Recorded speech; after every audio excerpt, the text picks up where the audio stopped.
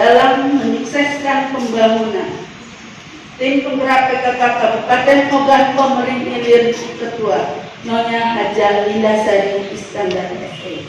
Saya kira tentunya diterpa dengan cobaan yaitu penyakit corona COVID-19.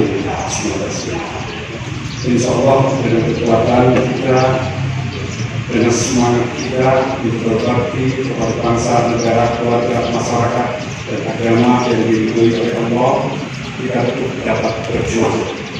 Bahwa perjuangan kita tidak ada kata hentinya, tidak ada kata akhirnya. Supriyati Pasari Busyawa SPD sebagai jabatan Ketua Tim Penggerak PKK Kecamatan Silang Pulau Padang. 3.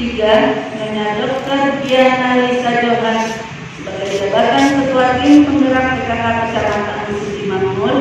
4. Nyonya Dr. Lydia Fitrianti sebagai jabatan Ketua Tim Penggerak PKK Kecamatan Air Sudinan. 5. Nyonya Melia SPD sebagai jabatan Ketua Tim Penggerak PKK Kecamatan Pedalaran. 6. Nyonya Eliani Ibrahim SPDI sebagai jabatan Ketua Tim Penggerak PKK Kecamatan Pedalaran Timur. 7. Nyonya Haja Rohani Dewi Sartika Hercules SPD sebagai jabatan Ketua Tim Penggerak PKK Kecamatan Kenal. 8. Nyonya Sri Bandung Firdaus sebagai jabatan Ketua Tim Penggerak PKK Kecamatan Sungai Menang.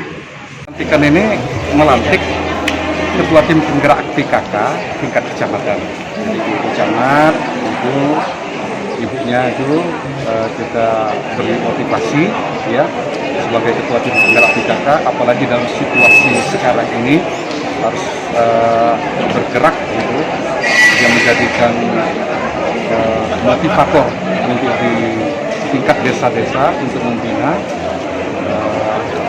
Situasi COVID sekarang ini itu sangat diperlukan seorang motivator untuk menggerakkan untuk masyarakatnya agar betul-betul mematuhi, terutama adalah protokol COVID.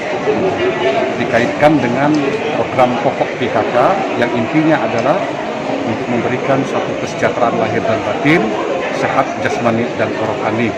Itu 10 program pokok PKK, dimulai dari rumah tangga, lingkungan, ataupun daripada tata cara mereka di desa-desa di masyarakat.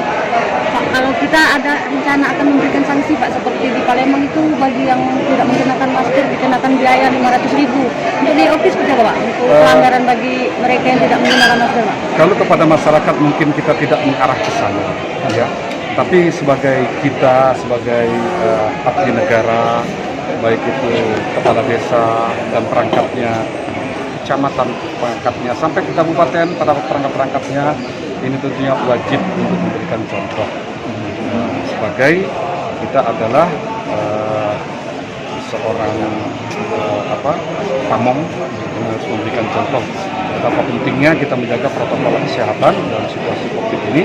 Jangan dianggap remeh, jangan dianggap bahwa situasi COVID sudah berlalu. Tapi silahkan bagi masyarakat untuk bekerja normal, ya, tapi tetap dengan protokol COVID. Kita tidak membatasi masyarakat. Ya. Jangan lupa subscribe, share, komen, dan like ya.